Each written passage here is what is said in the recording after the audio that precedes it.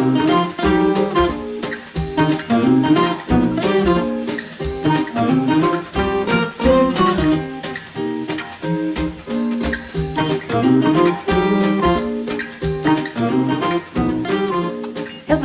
it's time for Tea with Maxine.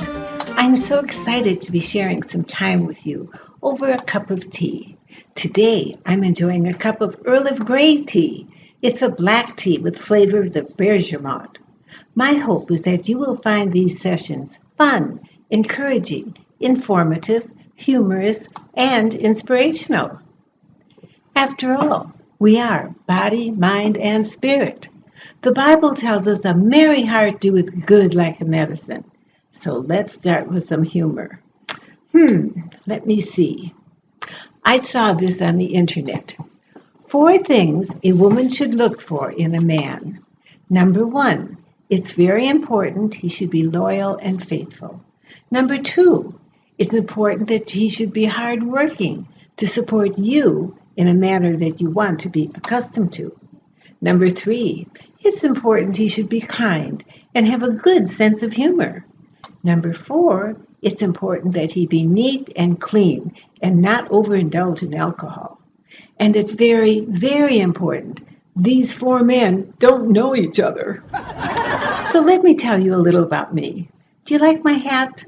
Oh, I love to dress up for tea and wear a hat. I miss the days when women wore hats. And do you remember matching gloves and nylons with seams? And men wore hats, real hats, not baseball caps. Anyway, I love tea and everything that goes with it. I love to host tea parties, and I have given talks about tea and the health benefits of drinking tea. Oh yes, tea is really good for you. It can help you relax and lower stress and helps lower blood pressure. At one point, I collected teapots and teacups, and I had over 100 teapots. Oh, I know that's way too many. But sadly, when I moved from California to Arizona, I had to leave most behind. Now I only have about 20 or so. And scones, oh my goodness. To paraphrase Will Rogers, I never met a scone I didn't like. Not everyone knows what a scone is, so let me explain. It's a little like a biscuit and a cookie mixed together. You eat it by putting lemon curd or jam on it. Oh, so delicious. Did you know tea is the second most popular drink in the world? The first is water, of course. Now, there are many stories about the history of tea. The practice of having afternoon tea began with Anne, the Duchess of Bedford, many years ago. It's said that she experienced what she called a sinking feeling in the afternoon. Well, she asked to be served light sandwiches or sweets with tea to tide her over to the next meal. And she enjoyed it so much, she began inviting friends to share the time with her. And thus was born afternoon tea. But today, let's talk about you. Some of you are part of what's known as the greatest generation, and great you are. If you grew up in the Great Depression or the time of World War II, you qualify. I remember as a child asking my mother, what do newspapers print in their headlines when there's no war to report about? Tom Brokaw, anchor for NBC, wrote a book called The Greatest Generation in 1998, and the name stuck. This is the generation that had a strong work ethic, and they knew how to live frugally. We contributed to the war effort by collecting scrap metal and buying war bonds. I remember rationing and the scarcity of sugar and other staples, and especially gasoline. Do you remember the WACs and the WAVES? I guess they don't have that designation anymore. Now they're just part of the military. But you never know. That sweet old lady on a walker may have driven a truck in France or Germany during the war. So what's something great or courageous that you did? Perhaps this would be a good conversation starter at your lunch or dinner table. I hope it will get you thinking as it did me. What great thing did I ever do? Well, with the help of my husband, I brought 3 children into the world who became responsible citizens. One son became a doctor and brought lives into the world, and one son became a fireman and saved lives. And my daughter served her country for 20 years as a Marine. And I guess you could say that I was a modern day pioneer. You see, we sold almost everything we had, packed a few belongings in a U-Haul trailer, and hauled it from Wisconsin to Arizona with 3 kids and a big dog in a Chevrolet Bel Air. We left family and friends for an unknown future in Lake Havasu, Arizona, which was about to become the home of the famous London Bridge. So, what about you? What bold adventure is in your past? That's a good question to ask at the next dinner table, or answer in the comments section, or drop me a line at Tea with Maxine. So let's talk about you and your health. We all want to live long and strong. Actually, that's something I say every day. I thank God that I am living long and strong.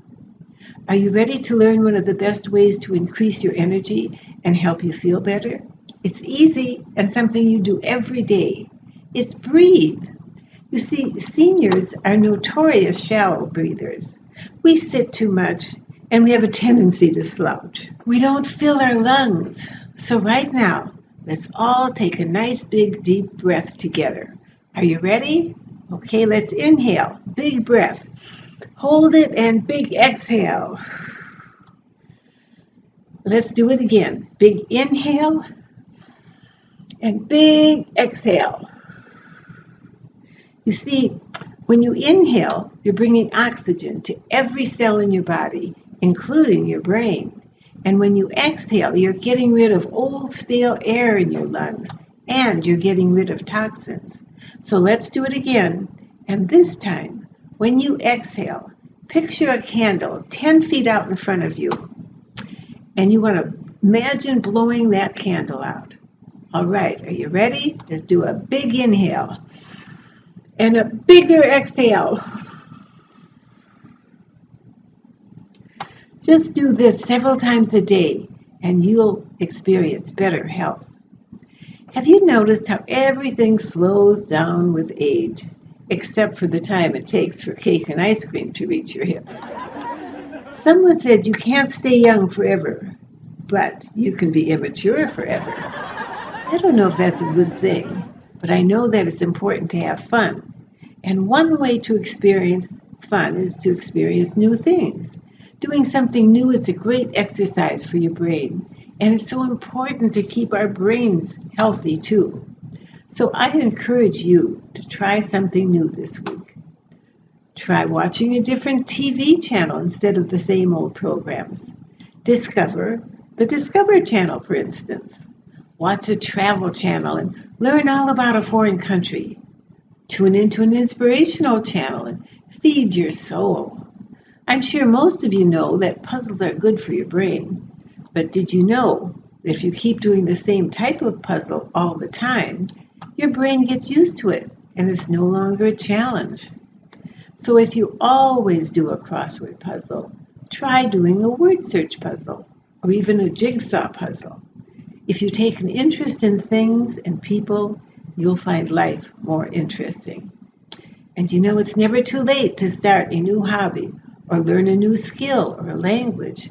And learning new things is excellent for building neural pathways in your brain. Try playing some good music and sing along with it. When was the last time you sang? Enjoy it and move your body to the rhythm. If you can't dance, you can move your shoulders, tap your feet, clap your hands, and have fun. And don't forget to smile. Now I want to share a letter that I received from a friend, Rose Mueller. She writes, "A very weird thing has happened. A strange old lady has moved into my house. I have no idea who she is or how she got in. I certainly did not invite her. She's a clever old lady and manages to keep out of sight for most part.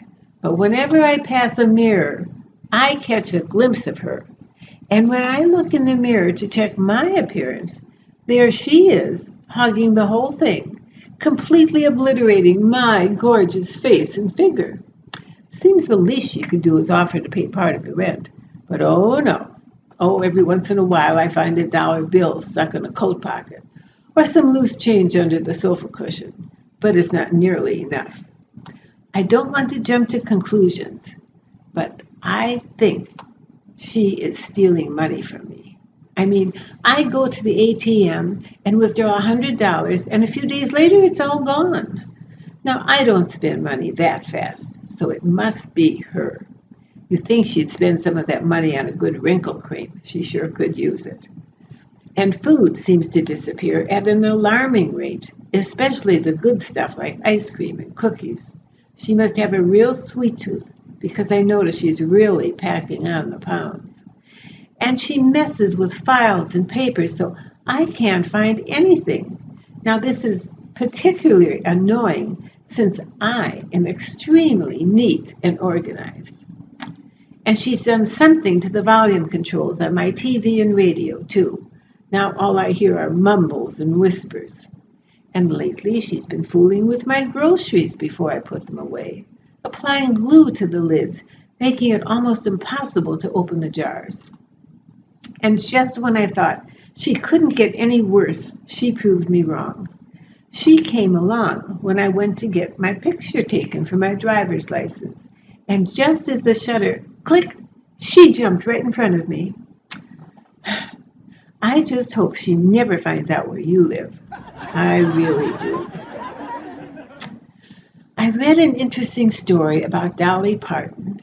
She was one of 12 children, and her daddy was a poor sharecropper.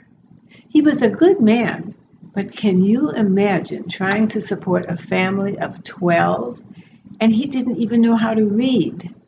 But Dolly says he was the smartest man she ever knew. She wrote her first song at age 5.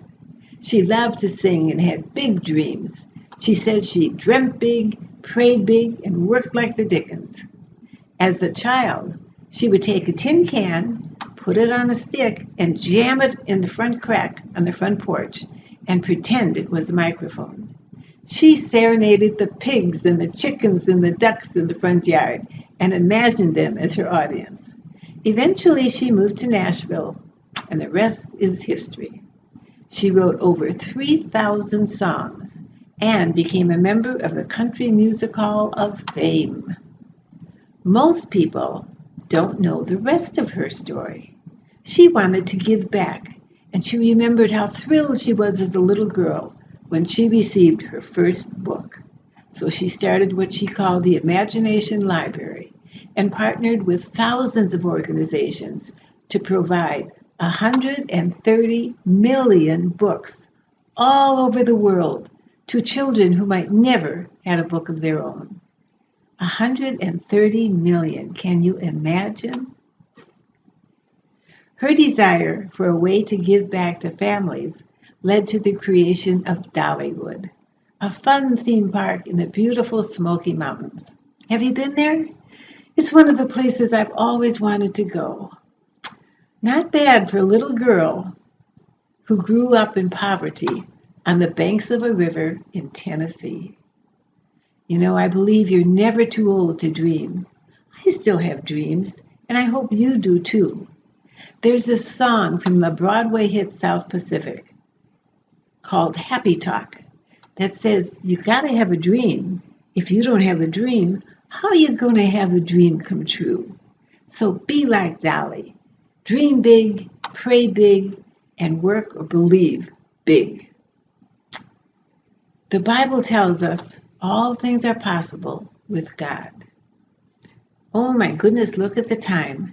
Before I go, I want to tell you about someone I like to call a super senior. Here's a picture of Ida Keeling from New York City. She's a runner, and she holds a record as a sprinter. Now, she didn't start running till she was 67. Do you think you're too old to work out? Well, she hired a personal trainer at the age of 93. She says her secret is to keep moving, and she does cardio and strength training every day. What an inspiration to all of us. Now, the next time we're together, I'll show you what the most important 20 seconds of your day are and how to make the most of them, and a way to share a cup of tea with someone far away. Till then, this is Maxine. God bless you, God bless America, and may your cup overflow with blessings.